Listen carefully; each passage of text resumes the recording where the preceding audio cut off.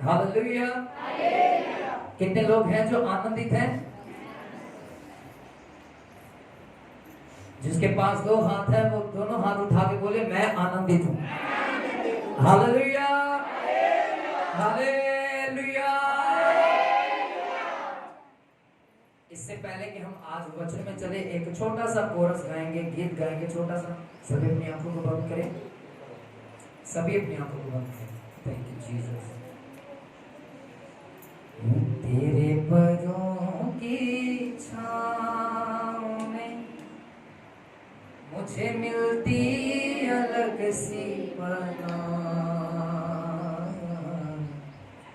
तेरे पैरों की छाँव में मुझे मिलती अलग सी पनाह। तेरे कदमों में बैठा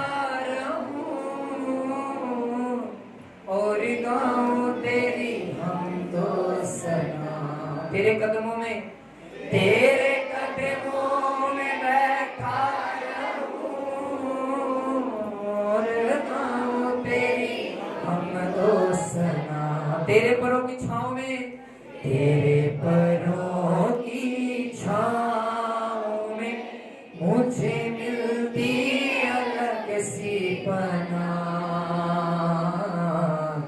तेरे पैरों की छाँव में। Hallelujah, hallelujah. आइए सबसे पहले हम निकालेंगे प्रेरितों की किताब, उसके 8 अध्याय में हम जाएंगे।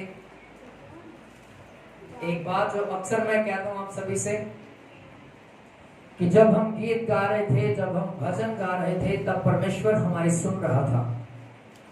जब हम गीत गा रहे थे तब कौन हमारी सुन रहा था? सभी बोले कौन सुन रहा था? सभी बोले, जो पीछे वाले हैं, जो आगे वाले हैं, जो बीच वाले हैं, सभी बोलेंगे कौन सुन रहा था? और अब ये समय है कि परमेश्वर बोलेगा और हम सुनेंगे। कौन बोलेगा? कौन सुनेगा? Hallelujah, hallelujah. आइए एक जिंदा ताली यीशु मसीह के लिए बजाइए, जिंदा ताली।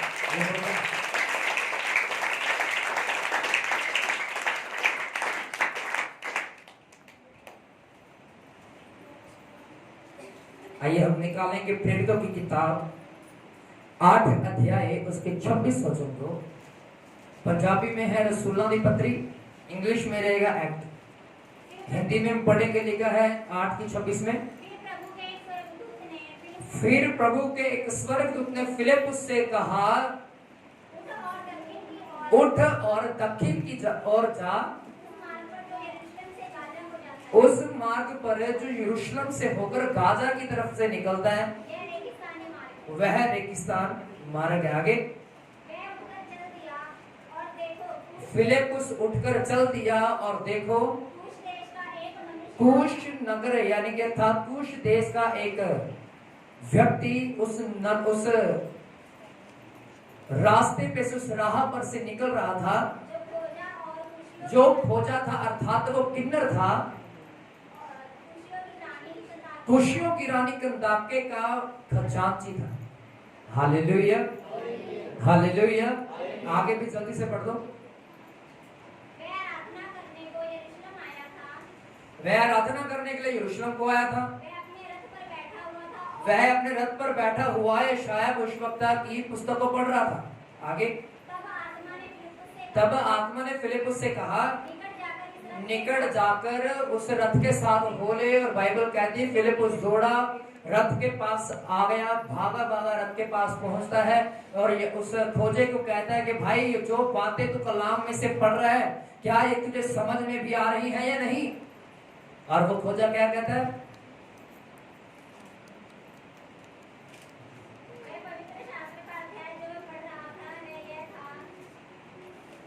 32 को छोड़कर 34 पढ़े।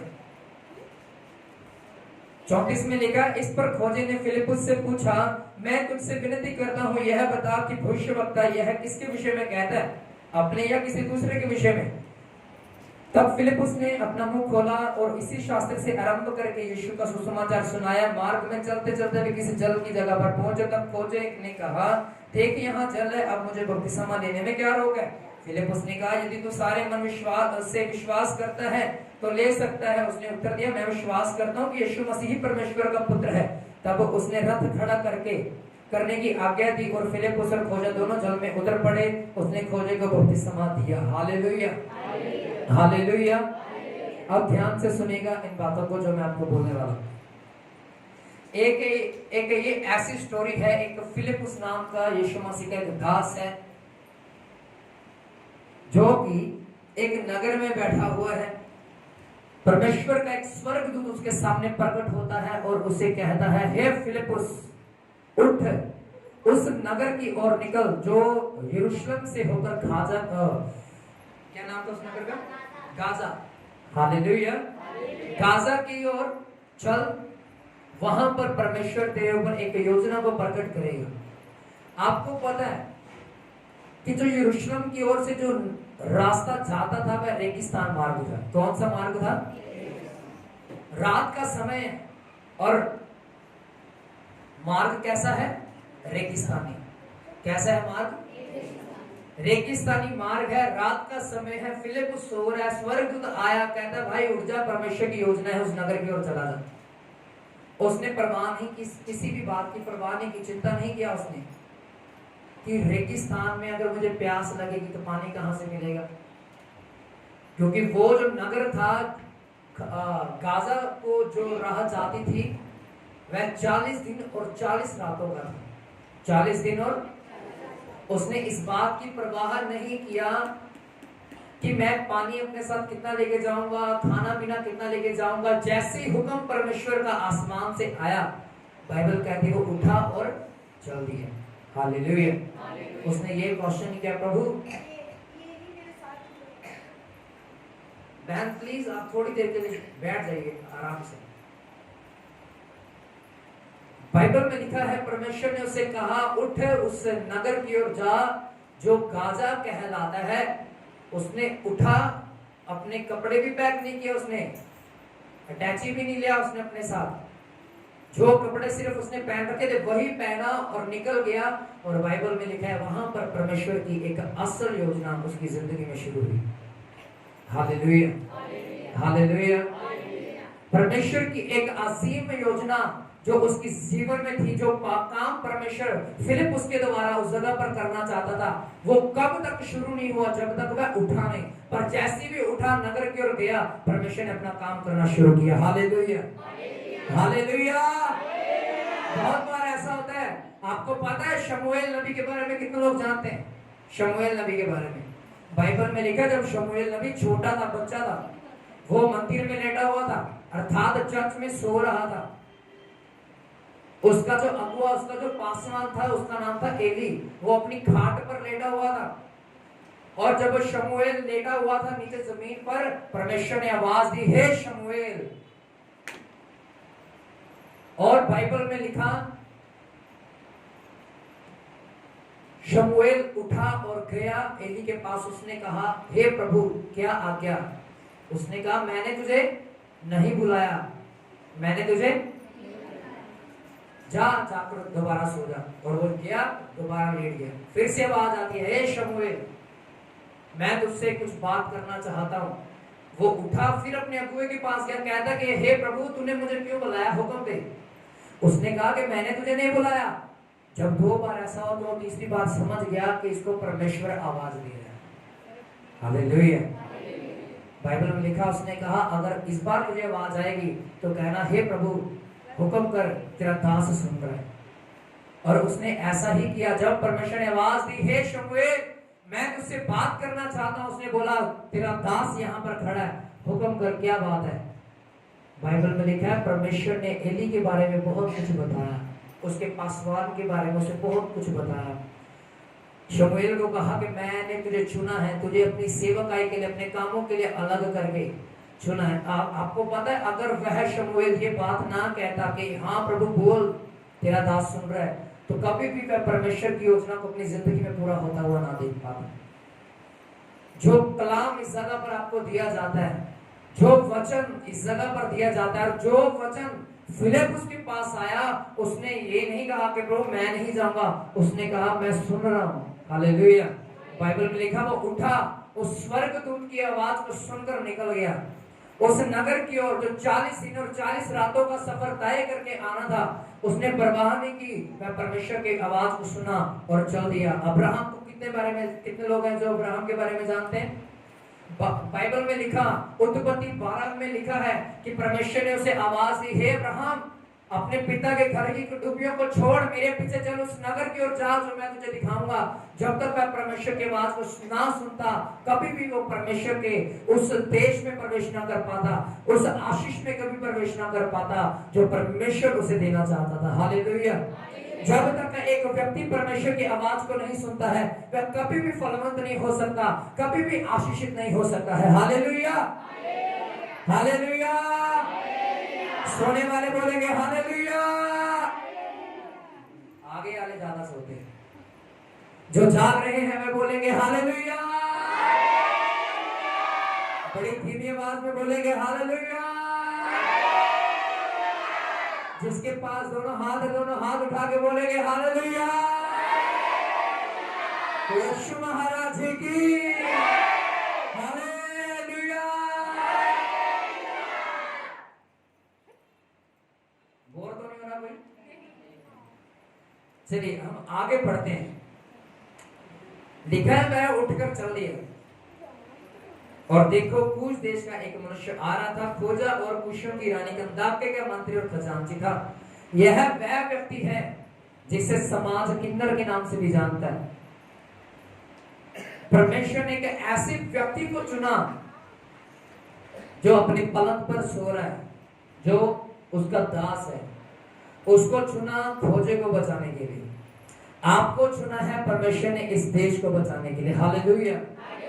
अगर फिलिप उसने आवाज को सुना और परमेश्वर की मर्जी जाहिर हुई, अगर आप भी परमेश्वर की आवाज को सुनेंगे तब परमेश्वर की मर्जी जाहिर होगी। हालेलुया।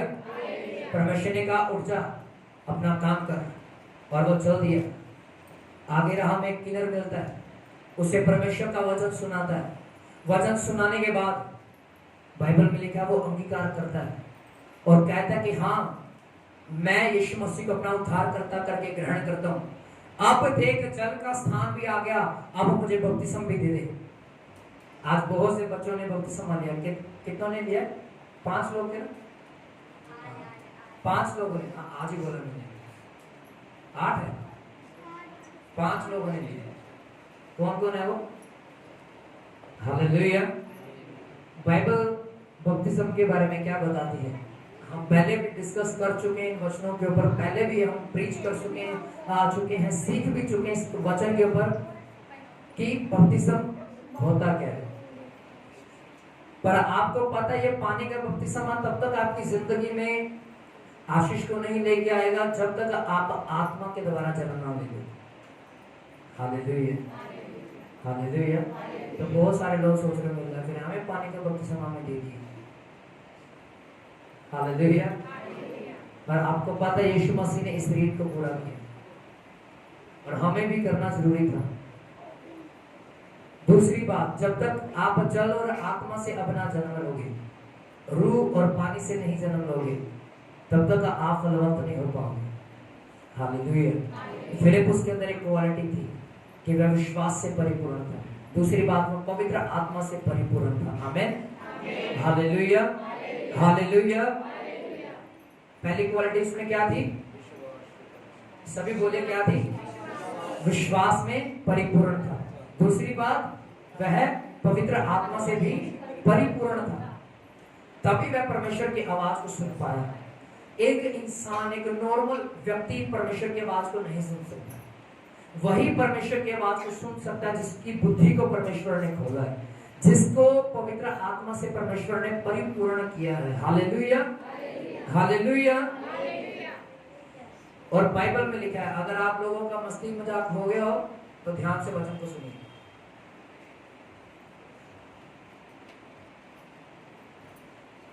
चौंतीस वचन को मैं आपके लिए पढ़ूंगा। लिखा है, इस पर खोजे ने फिलिप उससे पूछा, मैं तुझसे विनती करता हूं, यह बता कि भविष्यवक्ता यह किसके विषय में कहता है, अपने विषय में या किसी दूसरे के विषय में कहता है। तो फिलिप्पुस ने अपना मुंह खोला और परमेश्वर का सुसमाचार उसे सुनाया।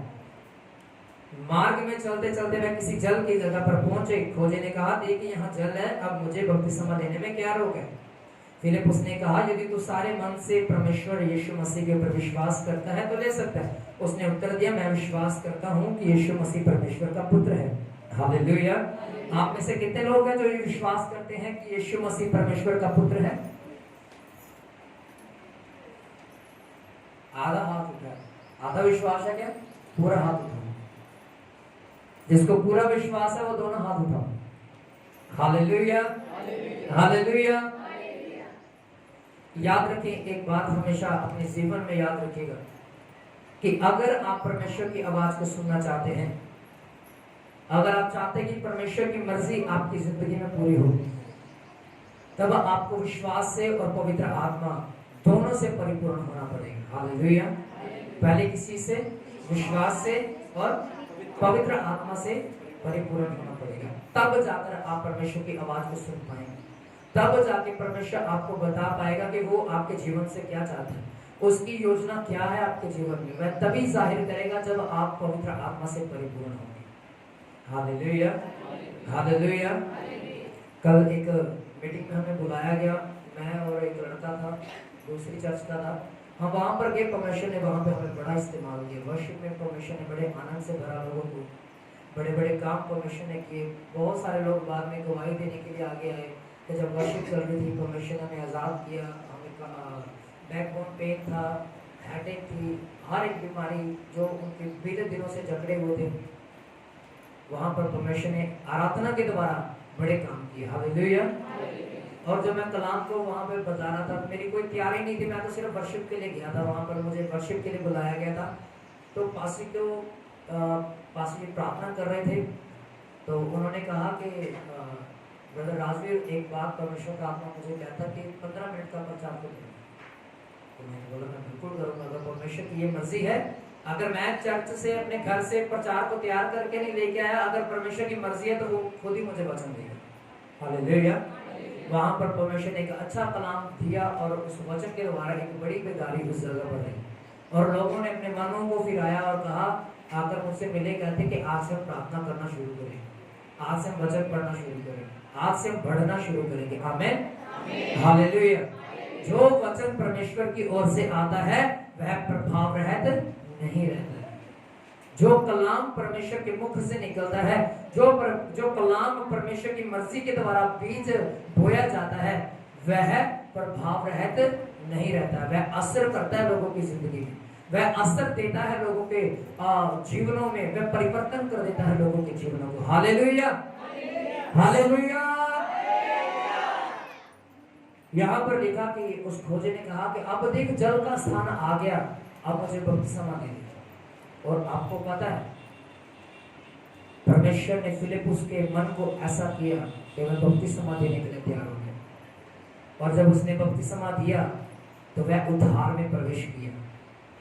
अगर फिलिप्पुस परमेश्वर की आवाज को ना सुनता, अगर वह डर जाता कि वह तो रेगिस्तान मार्ग, 40 दिन का रास्ता है, 40 रातों का भाई रास्ता है, वहां पे सांप भी होंगे रेगिस्तान में, अब पानी भी नहीं मुझे मिलेगा, खाना भी नहीं मुझे मिलेगा, तो मैं कैसे जाऊंगा। आपको पता है और बाइबल में लिखा है कि वह परमेश्वर की आवाज को सुनकर उठा और चला। आपको पता है जो पुराने समय में रथ होते थे उनके आगे कितने घोड़े होते थे? कितने होते थे?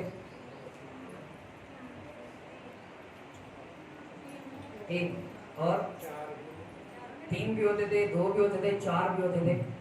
वो रथ के ऊपर डिपेंड करता था कि रथ कितना भारी है।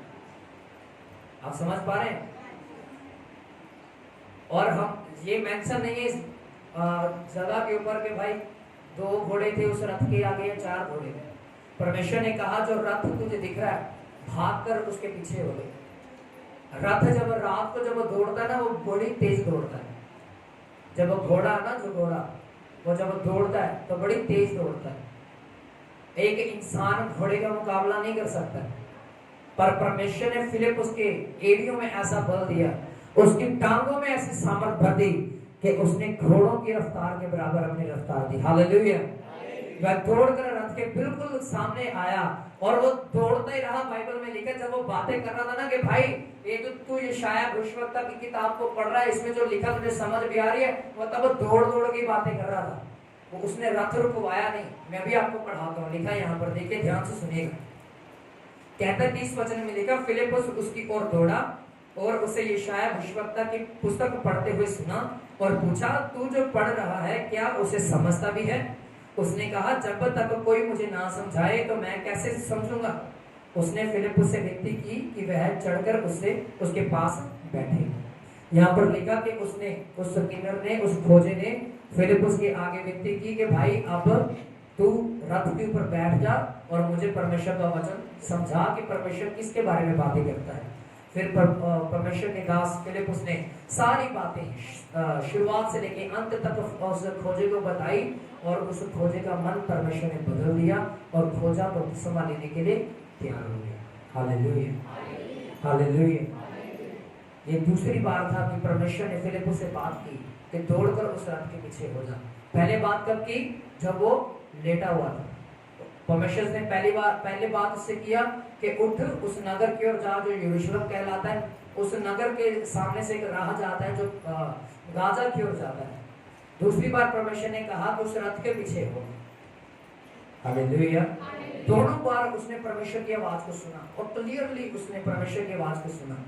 वो इसीलिए सुन पाया क्योंकि विश्वास और पवित्र आत्मा से परिपूर्ण था। जब तक हम विश्वास और पवित्र आत्मा से परिपूर्ण नहीं होंगे, हम भी परमेश्वर की आवाज को नहीं समझ पाएंगे। योजना वो नहीं जानता था कि परमेश्वर की क्या योजना है, वो क्यों मुझे उस नगर में भेज रहा है। पर आपको पता है वो इस जगह पर आके अब समझ चुका था कि एक रूह को बचाने के लिए परमेश्वर अपने दास को ऐसे राहों पर लेके जाता है जो मुश्किल होते हैं, पर एक्चुअल में वह मुश्किल होते नहीं है, आसान होते हैं परमेश्वर की नजर में। इंसान का नजरिया और परमेश्वर का नजरिया दोनों अलग है। हालेलुया। जब मूसा लाल समुद्र के सामने खड़ा था तब वो भी देख रहा था कि अब क्या होगा। वो भी देख रहा था कि अब क्या होगा। इजरायली भी देख रहे थे कि अब क्या होगा। इजरायलियों ने तो फिर से परमेश्वर की निंदा करना शुरू किया। इससे अच्छा तो हम मिस्र में थे, इस समुद्र के सामने तो हमें मरने के लिए लेके आया है। परमेश्वर ने उसे कहा, हे मूसा अपनी लाठी समुद्र की ओर बढ़ा और इस समुद्र तुम्हें राह देगा, रास्ता देगा। और बाइबल में लिखा उसने अपनी लाठी आसमान की ओर बढ़ाई, समुद्र दो हिस्से हो गया। Hallelujah, hallelujah. परमेश्वर का नजरिया और इंसान का नजरिया दोनों अलग है। इंसान को लगता है कि ये मुझसे नहीं हो सकता, पर परमेश्वर कहता है ये मैं करूंगा। Hallelujah, hallelujah. 40 साल आसमान से रोटी गिरती रहनी, मीट गिरते रहना, मन्ना गिरते रहना आसान बात नहीं थी। 40 साल वो जंगल में चले, उनकी चप्पलें नहीं टूटी, घिसी नहीं, उनके कपड़े भी नहीं फटे, ये आसान बात। ये परमेश्वर की दया थी उनके ऊपर, ये परमेश्वर की करुणा थी उनके ऊपर। परमेश्वर ने अपना हाथ इस्राएलियों के ऊपर बढ़ा के रखा। क्यों? क्योंकि वो परमेश्वर की कलीसिया थी, परमेश्वर के लोग थे। परमेश्वर अपने लोगों से अत्यंत प्रेम करता है। आमीन, हालेलुया। बोलो, मैं परमेश्वर की कलीसिया हूँ, मैं यीशु मसीह की दुल्हन हूँ। हालेलुया। और एक अंगीकार और कीजिए, यीशु मसीह मेरी सारी जरूरतों को पूरा करेगा। अच्छे से बोलिए, यीशु मसीह मेरी सारी जरूरतों को पूरा करेगा। आमीन, हालेलुया। और एक बात अब मैं आपको बताता, वो तब पूरा करेगा जब आप विश्वास और पवित्र आत्मा से परिपूर्ण होंगे। हालेलुया। बाइबल कहती है, मांग तो मैं तुझे, तो ढूंढ तो उसे, खटखटाएगा तो तेरे लिए। ये वचन सभी को रटा हुआ है, क्योंकि जब परमेश्वर से कुछ मांगना होता है, परमेश्वर के ऊपर इमोशनल अत्याचार करते हैं लोग। प्रभु तूने तो ये कहा ना, ये देने पड़ेगा मुझे। पर वो कहता है जब तक तेरे अंदर विश्वास ही नहीं है। याकूब की किताब 5 अध्याय में लिखा है, सॉरी 1:5 में लिखा है, मांगने वाला विश्वास से मांगे बिना किसी शक किए, क्योंकि शक करने वाला मनुष्य समंदर की लहरों की मानिंद होता है, जिससे हवा कभी इधर ले जाती है, कभी उधर ले जाती है। अगर आपके अंदर विश्वास नहीं है, परमेश्वर आपको दे भी नहीं सकते। हमें एक फेथ अपने अंदर पैदा करना होगा कि हाँ परमेश्वर ये काम सिर्फ तू ही कर सकता है, तेरे अलावा और कोई नहीं कर सकता है। हालेलुया। इस बात के ऊपर विश्वास था फिलिप्पुस को कि परमेश्वर मुझे बचा के रखेगा, उस रेगिस्तान के मार्ग में भी मेरी जरूरतों को पूरा करेगा, और परमेश्वर ने उस जगह पर उसकी जरूरतों को भी पूरा किया। एक बात अंत में मैं आपके लिए एक वचन और पढ़ूंगा इसी अध्याय का। 39 वचन में लिखा है, जब वे जल में से निकलकर ऊपर आए तो प्रभु का आत्मा फिलिप्पुस को उठाकर ले गया। खोजे ने उसे फिर न देखा, वह आनंद करता हुआ अपने मार्ग पर चला गया। मैं फिर से ध्यान से सुनेगा मैंने क्या बोला। मैं अभी आपसे पूछूंगा कि एक लाइन मैंने कौन सी पढ़ी है। लिखा है, जब वे जल से निकलकर ऊपर आए तो प्रभु का आत्मा फिलिप्पुस को उठा के ले गया। क्या करके ले गया परमेश्वर का आत्मा? क्या करके ले गया? हाँ जी, उठा कर ले गया। क्या करके ले गया? आप खुद सोचिए कि परमेश्वर का आत्मा कैसे उस व्यक्ति को उठाकर लेकर गया। आपको पता, जैसे वे जल में से निकले, बपतिस्मा लेकर बाहर आए, बाइबल में लिखा है कि फिलिप्पुस को परमेश्वर का आत्मा उठाकर ले गया। उठाने का मतलब कि परमेश्वर का आत्मा एक स्थान से उसे उठाकर किसी दूसरे स्थान पर ले गया सुसमाचार को प्रचार करने के लिए। अगर आप पढ़ोगे तो वहां पर लिखा है, जब वहां यरूशलेम से आगे गया तो वहां पर प्रचार करता रहा, और लेकर खोजे ने दोबारा उसे कभी ना देखा। ये काम परमेश्वर ने उस जगह पर किया, इसीलिए उसे ऐसी मुसीबत में पहले डाला, रेगिस्तान के मार्ग में भेजा, फिर रथ की ओर भागने के लिए बोला, फिर उसे बपतिस्मा देने के लिए बोला। क्यों? क्योंकि वह चाहता था कि जो खोजा है वह बचा लिया जाए। आपके द्वारा बहुत सारे लोग बच जाने चाहिए। अगर आप एवरी संडे आप ऐसे ही आते हैं, लोगों को सुसमाचार का प्रचार करके नहीं आते हैं, तो मैं आपको सच कह रहा हूं, आप परमेश्वर की आवाज को ठुकरा रहे हैं। और जितनों ने परमेश्वर की आवाज को ठुकराया है, उनकी जिंदगी में बड़ी बर्बादी को हमने देखा है। आपको पता है सदोम और अमोरा के बारे में कितने लोग जानते हैं? सदोम और अमोरा एक ऐसा राज्य था जहां परमेश्वर ने बड़े नबियों को भेजा प्रचार करने के लिए। उन्होंने अपना मन नहीं फिराया, उन्होंने परमेश्वर की आवाज को अनसुना कर दिया, और परमेश्वर ने सदोम और अमोरा को आसमान से आग और गंधक बरसाकर नाश कर दिया। हालेलुया। नीनवे के बारे में कितने लोग जानते हैं? नीनवा शहर के बारे में आपको पता है? नीनवे शहर के अंदर योना नबी भेजा गया। जब योना नबी भेजा गया, परमेश्वर ने कहा, हे योना, तुझे नीनवे को जाना है। उसने डर के मारे में, क्यों? क्योंकि वहां का जो राज्य था, वहां के जो लोग थे, अत्यंत बलशाली थे, अत्यंत प्रभावशाली थे, इसीलिए वह डर गया, वह तर्शीश की ओर भागा। परमेश्वर ने उसे फिर से पकड़ा, फिर से नीनवे को भेजा। Hallelujah, hallelujah. आप जितना परमेश्वर के काम से भागेंगे, परमेश्वर उतना ही आपको पकड़ के अपने कामों में लगाएगा। हालेलुया। पर अब इसका मतलब ये नहीं हम सुसमाचार प्रचार नहीं करेंगे, इसका उलट मतलब ना निकालेगा। कहने का मतलब है, जो कहता है ना नहीं मैं सेवकाई नहीं करना चाहता, परमेश्वर उसे पकड़ता अपने राज्य के लिए खड़ा करता है। आमीन, हालेलुया, हालेलुया। और लिखा, योना नबी ने कहा, आज से ठीक 40 दिन बाद ये नीनवे शहर खत्म हो जाएगा। जैसे ही राजा के कान में ये बात पहुंची कि भाई एक नबी इजराइल से आया है, और उसने इस नीनवे के विरुद्ध एक भविष्यवाणी कर दी, और पता वहां पर क्या लिखा? लिखा, राजा ने नीचे टांग फोड़ दिया, अपने घुटनों पर आ गया, ऐलान कर दिया पूरे राज्य में कि ना तुम्हारे गाय, ना बैल, ना भेड़, ना बकरी, ना तुम, ना तुम्हारे बच्चे भूखे अपना कुछ खाएंगे ना पिएंगे, भूखे और प्यासे रह के उस जीवित परमेश्वर की दुहाई देंगे। और परमेश्वर ने अपनी योजना को टाल दिया। Hallelujah, hallelujah. जो सच्चा पश्चाताप करता है उनके लिए सजा भी नहीं रहती। बाइबल में लिखा, रोमियो की किताब कहती है, जो अब मसीह यीशु में है उनके ऊपर दंड की आज्ञा नहीं है, पर जो मसीह में नहीं उनके ऊपर दंड की आज्ञा रहेगी। हालेलुया। अगर आप मसीह में हैं पर मसीहत के काम नहीं करते हैं, आपके ऊपर दंड की आज्ञा रहेगी। अगर आप मसीह में हैं और मसीह के काम कर रहे हैं, सुसमाचार को फैला रहे हैं, उसके कामों में सहभागी हो रहे हैं, परमेश्वर आपके ऊपर से दंड को खत्म कर देगा। Hallelujah, hallelujah. क्यों? क्योंकि बाइबल में लिखा है, अब जो मसीह यीशु में है उनके ऊपर दंड की आज्ञा नहीं है। हालेलुया। परमेश्वर की आवाज को सुनकर चलने वाला जीवन व्यतीत करें, ताकि परमेश्वर आपकी जिंदगी में एक बड़ा काम कर सके। आमीन, हालेलुया। आप समझ पाए आज के वचन को? शमूएल को क्या आया परमेश्वर की? अब्राहम को क्या आई परमेश्वर की? जब यीशु मसीह सुसमाचार को प्रचार कर रहा था, आसमान से क्या आई? जब फिलिप उस घाट पर लेटा हुआ था, तब उससे क्या आई? जितनों ने उस आवाज को सुना वह प्रभावशाली बने। हालेलुया। और जितनों ने उस आवाज को ठुकराया वह नीचे गिर गए और नाश हो गए।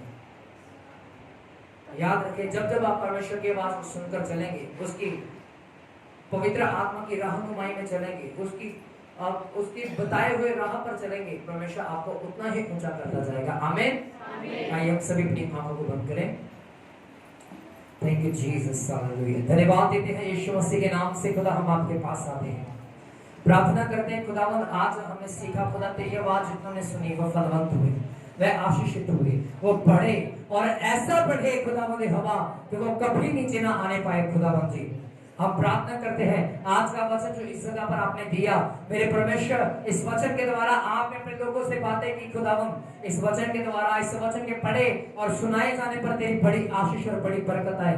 प्रार्थना करते हैं यीशु के नाम से, ये वचन इनकी जिंदगी में 30 नहीं 60 नहीं बल्कि 100 का 100 गुना फल लाए और तेरा नाम महिमा पाए। धन्यवाद देते हैं खुदा, जैसे फिलिपुस ने आपकी आवाज को सुना, जैसे अब्राहम ने, जैसे खुदा मुझे हवा, अब मूसा ने खुदा तेरी आवाज को सुना, नीनवे के राजा ने तेरी आवाज को सुना, और खुदा मुझे यीशु तूने भी अपने खुदा अपने पिता की आवाज को सुनकर चला, वैसे खुदा हमें भी इस कलीसिया को भी चलना सिखा खुदा, ताकि कलीसिया जड़ पकड़ती और मजबूत होती चली जाए। यीशु के नाम से प्रार्थना करते हैं। आज खुदावंद हमने देखा कि फिलिपुस के अंदर 2 बातें पाई गई, वह विश्वास से परिपूर्ण था, पवित्र आत्मा से भी परिपूर्ण था। यीशु के नाम से खुदा मैं प्रार्थना करता हूँ, इनके अंदर भी विश्वास को भर, पवित्र आत्मा से इन्हें भर, ताकि खुदावंद यहोवा ये तेरे राज्य को फैला सके और तेरा नाम महिमा पाए। सारी महिमा आदर आपके नाम को देते, यीशु नाम में दुआ को मांगते हैं, पाते हैं। सब बोले आमीन।